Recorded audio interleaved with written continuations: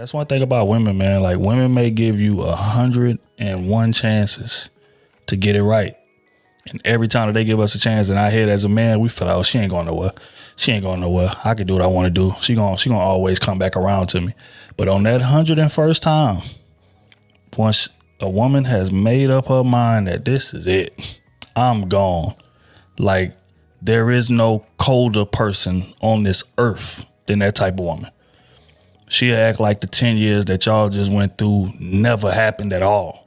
Treat you like a stranger on the street, like worse than a stranger, like an enemy out here.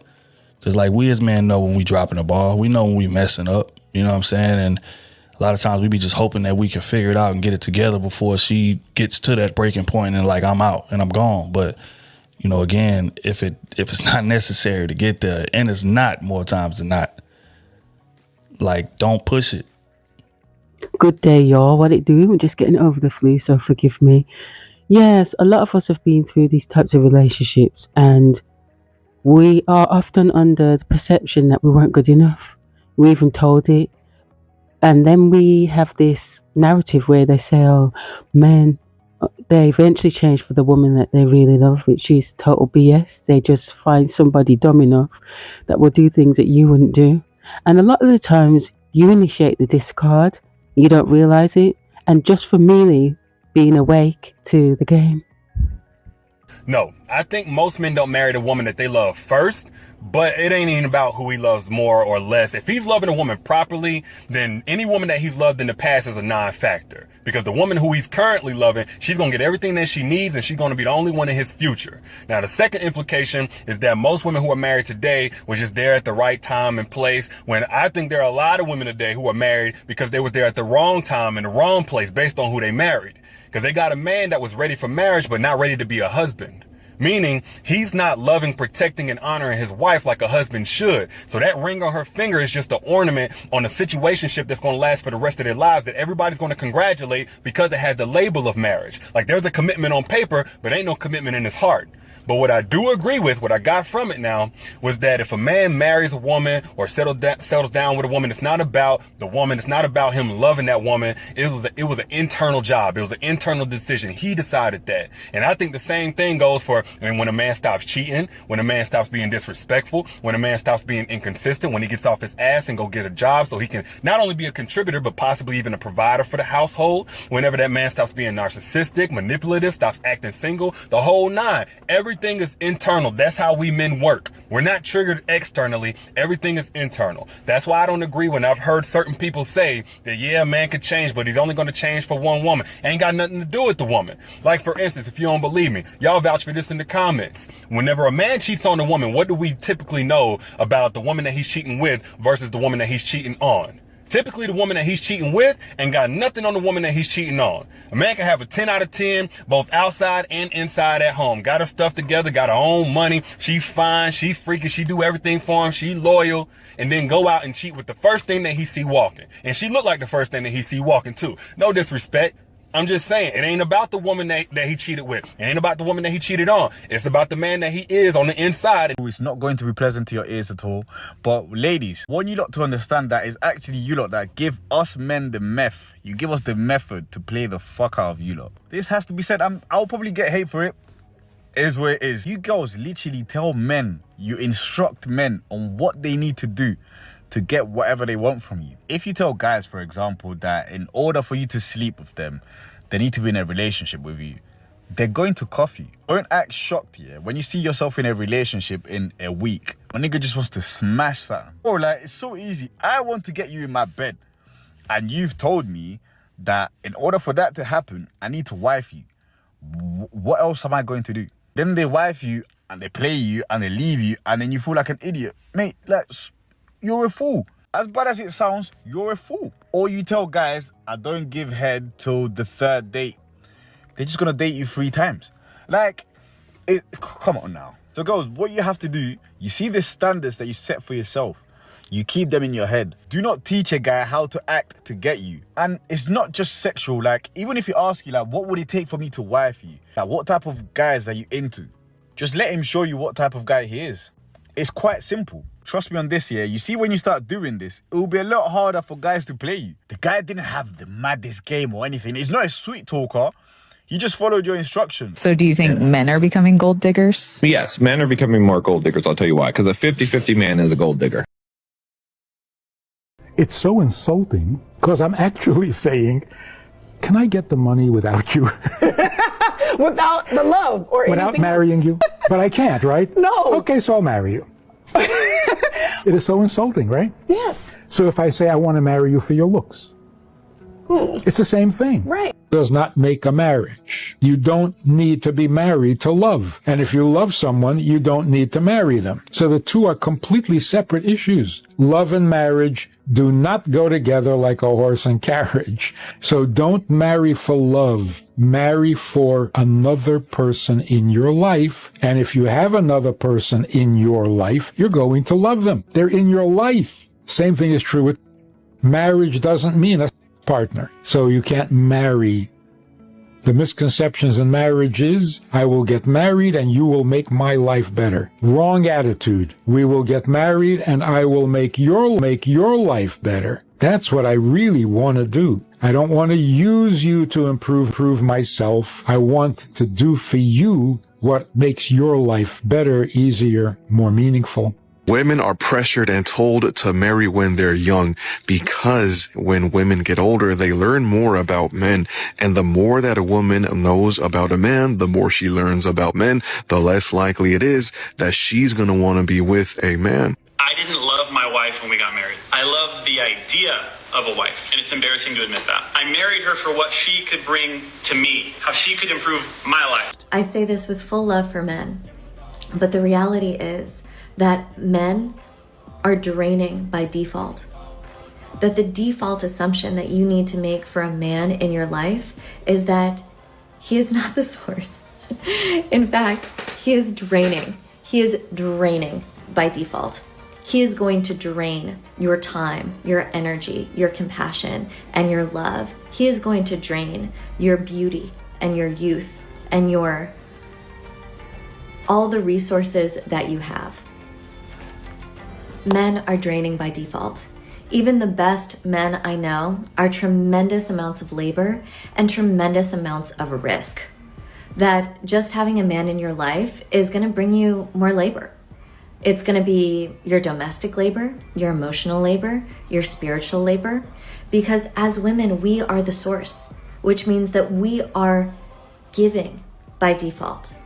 Women bring value to men by default, by all that we pour into them naturally, that we give to their well-being, to the beauty, to the joy, to their every single aspect of their experience in life. A woman by default, just your average run-of-the-mill woman, not even trying that hard, maybe not even that invested.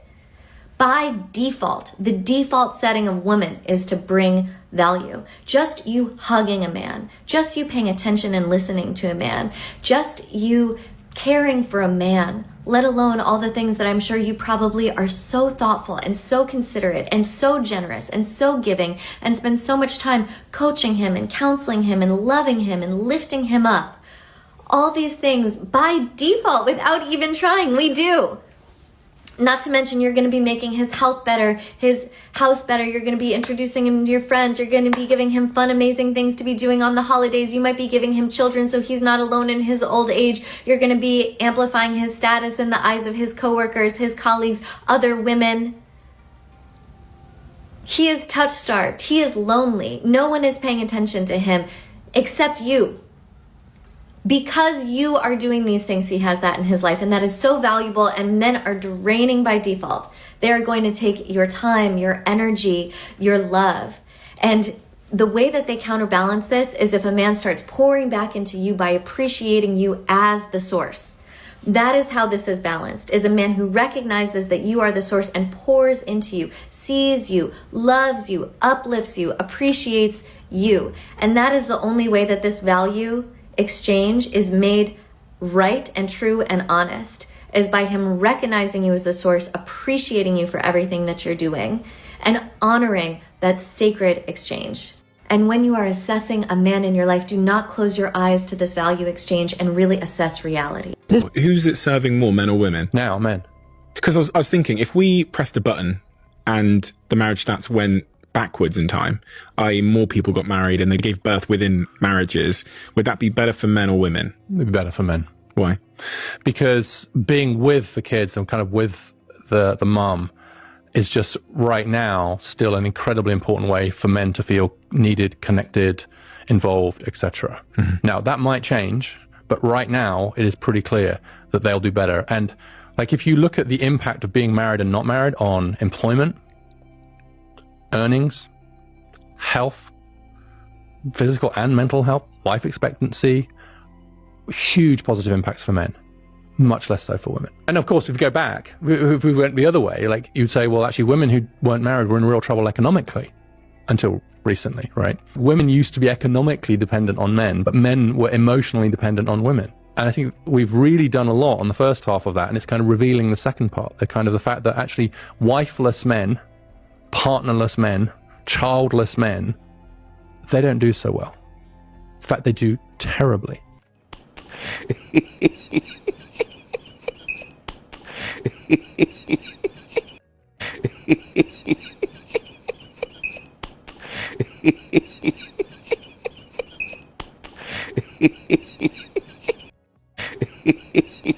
Let me start from the beginning, yeah? Yeah. So around this time last year, just before Valentine's Day, I think I kind of met the love of my life, you know? Okay. You know, when you meet someone, like, it was at a party, but you know when you meet someone, you're thinking, yeah, this is the one. But, and Michael, I know you can relate to this one, bro. Like, nah, don't include me, bro. Don't include me, bro. I don't know what you're going to say. Someone, yeah? I can't relate.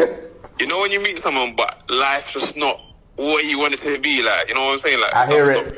I hear it. I hear it. You need to lock in before you find. You need to lock in. Yep. I hear it. Exactly. So obviously we was dating for a little bit, obviously, but then it kind of got to a point where I was like, you know what? Like right now is not the time to get into a relationship with someone. I got to look after myself first. I got to get myself right. So obviously I've been seeing her on the gram recently and whatnot, and this is like coming up to almost a year now, and I'm just been thinking about, like, actually, I think it was her birthday recently, and I just saw a couple pictures on the gram, and I've been thinking about this whole time, like, so I said, you know what, like, Valentine's Day is coming up, let me just, like, do something big to show her that I care, you know what I mean? Okay. Cool. So, bearing in mind, I've got a girlfriend at the moment, innit, yeah? Oh! Sorry? Wait, hold on. Wait. Cut the cameras. Wait, you have a girl right now, bro, but your old fling is entering your eye. Yeah, I've got a girl right now, but it's not like that's my girl in it, but that's not the love of my life. You get? You know what? I hear it. Don't let your girlfriend stop you from finding your wife, bro. No, go on. you don't I don't know right now. Let me tell you what happened basically. Anyway, so obviously Valentine's Day has come. I've taken my girl to Milan on the day before, so we've come back on Valentine's Day. Okay. Milan was lovely. Like we did everything. You know, that's passport, and I know you've been there. Wait, been where? Milan, the spot, the indoor spa. Oh, the one where the girls is like the domes and that. Yeah. Okay, yeah, I haven't been there. Soon though. Soon though. I can take you still. Wow. Please, Tosi, continue. Hey, God. But yeah, so obviously done all that. Got back to London now, and I said, you know what? Let me just do the mad thing in it. So obviously I booked Hutong and a reservation at the Shard for the evening of the Valentine's Day, innit? For who? Who did you book that for? For my girl, innit? For the love of my life. Oh, wait, what? The love of your life as in the old fling? Bro, there's only one love of my life. Sorry. My mistake. Get off this subject, I gotta ask you a question. Are you in love with your wife? No, me either. What? I don't believe in that shit either. It's okay. It's overrated. Listen. Okay. See? Now you explain that shit to me now. I had a feeling. No, I'm not in love with my wife. Why? I don't even know her. What are you doing? Why? This is our 8th photo. We got married in 2016. This is year number 8. September 8th, we'll be married 8 years. No. No. Ruby D and Ozzy Davis, right? Yeah. 65 years married or something crazy. Yeah. So when he died, Will and Jada went over there. This is before all the Will Jims. Yeah. They went over there for like some type of talk, counseling talk. She goes, Ruby, who's 80s, 90, goes, how long you known that boy? And Jada said, 20 years. And she goes, you don't know him, honey. Shit. Yeah. All my relationship with my wife is a relationship with myself. I'm just discovering parts of me, bro. We're lying to ourselves so much to hold up this story or this ideal, the fantasy, without, as opposed to just really dealing with what's there and accepting it to the best of your ability. I understand this. Now, how do you get women to understand that? But get them to bow out of the fantasy. You get them to, by you bowing out.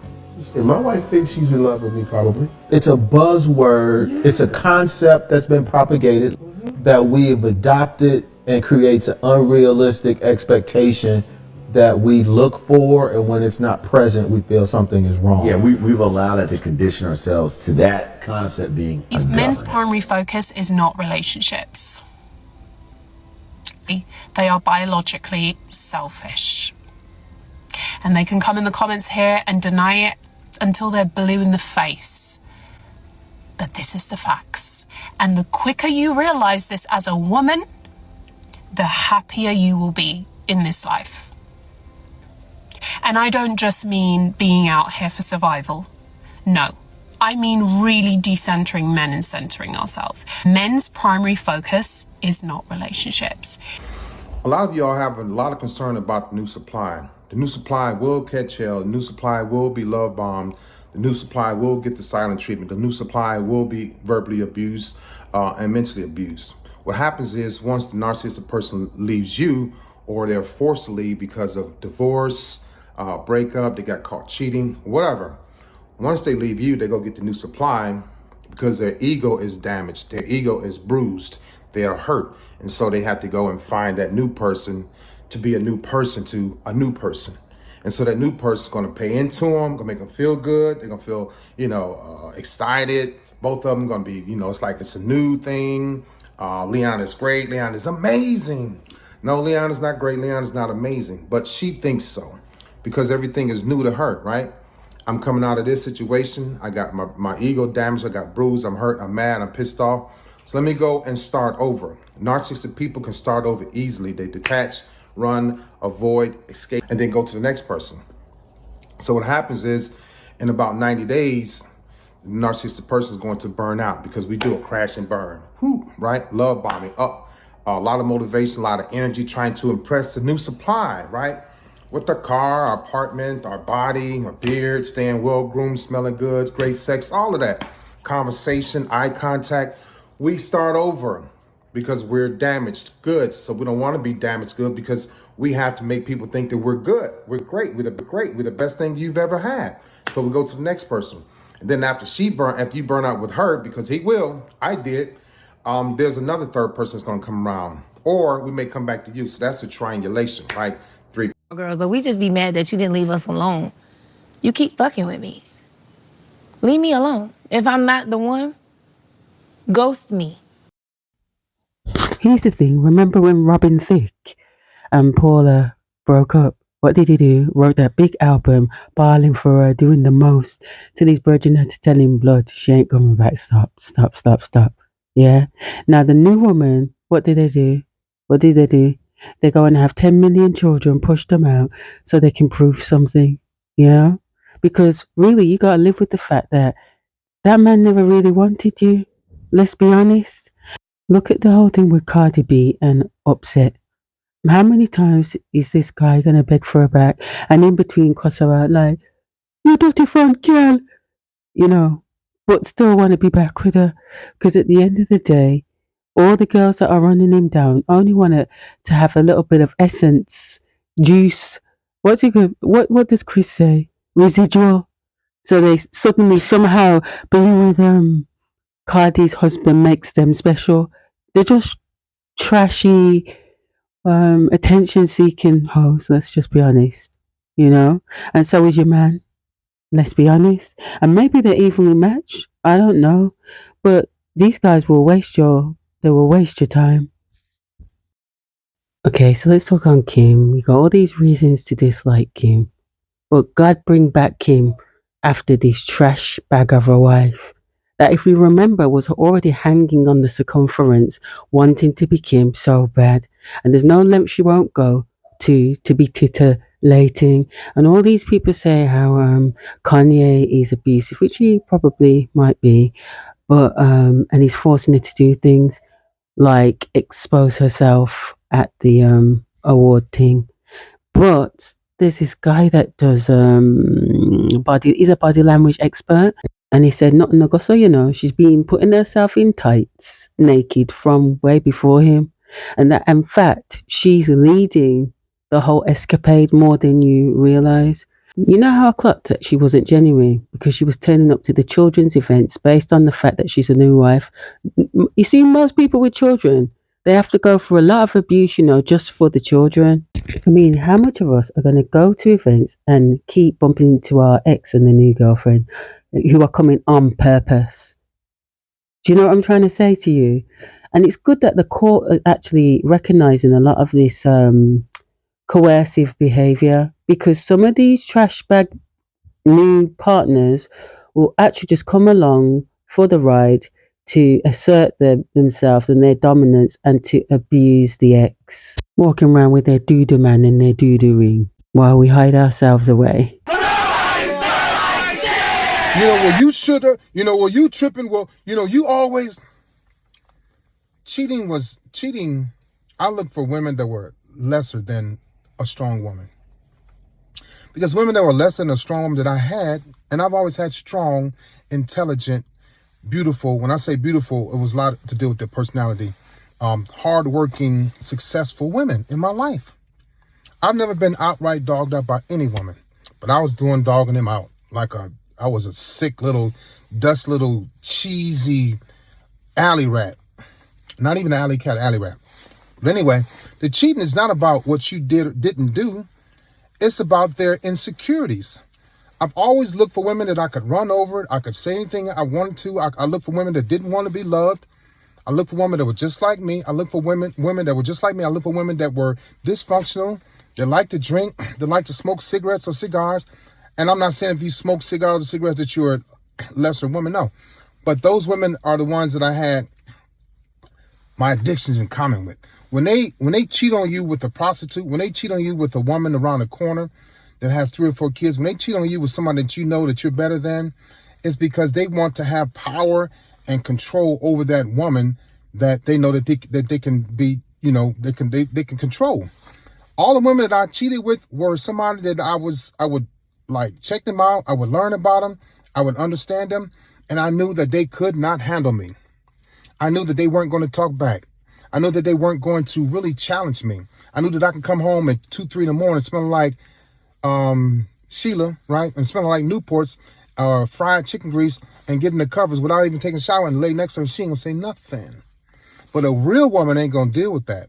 A real woman ain't gonna let you smell like smoke and somebody else and smell like perfume and chicken grease. They're gonna be like, Leon, you can't come over and smell like that.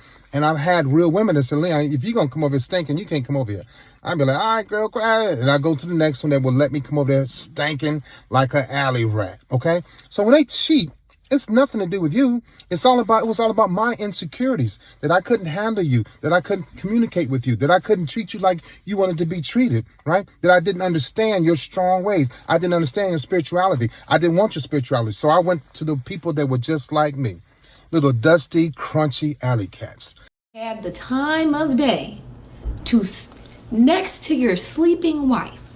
Wow. Send her a DM. My titties was out, by the way. Okay. Yeah, my titties was out. They was sitting there. They were right there, completely suckable. But you said, nah, I'm going to go on Instagram and I'm Kiera Queen 11. How many followers you got?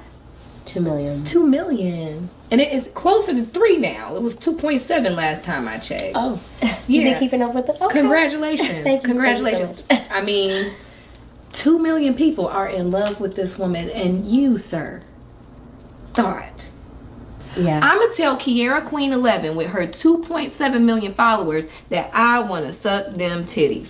That's what my husband is doing. That's foul. A clown. Look, I learned my lesson. I'm sorry. So I brought Miss Kiara Queen 11 here against her will, and I apologize for that. You don't deserve this. This is not your fault. It's all good.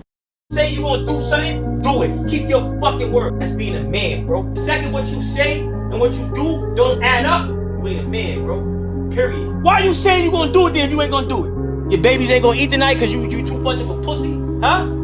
Your babies ain't gonna eat tonight because you too much of a coward? Your woman can't be protected. She can't trust that you gonna say what you mean and mean what you say. You fucking liar. As we're at the end of another glow up, remember to go to the comment section to look for that Why Don't You Just Glow Up journal, teach your daughters. And I'd like to leave you with the I am for today, which is, though they lie about me and painfully use me, I am too good for your ears. Hey, babe, you look happy. Why are you happy? Because Daddy said I'm pretty. Really? That's not what I just said. He actually said I'm pretty annoying, but I only focus on the positive.